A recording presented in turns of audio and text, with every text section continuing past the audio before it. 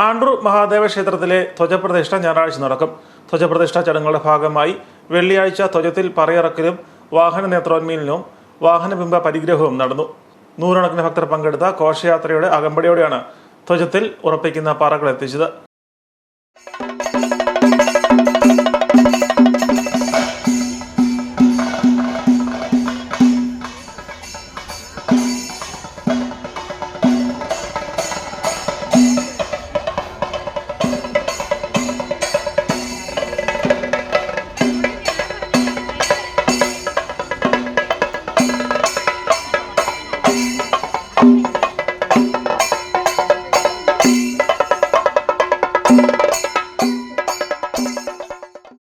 തുടർന്ന് കൊടിമര ശില്പി പത്തിയൂർ വിനോദ് ബാബുവിന്റെ കാർമുകത്തിൽ ധ്വജത്തിൽ പറകൾ ഉറപ്പിച്ചു.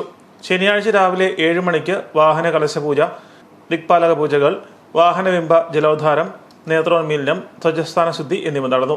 ഞായറാഴ്ച രാവിലെ 9:45-നും 10:30-ക്കും മധ്യേയാണ് ധ്വജപ്രതിഷ്ഠ. തന്ത്രി മനേത്താറ്റ് ഇല്ലത്ത് അനിൽ ദിവാകരൻ നമ്പൂതിരി മുഖ്യ കാർമുകത്വം വഹിക്കും.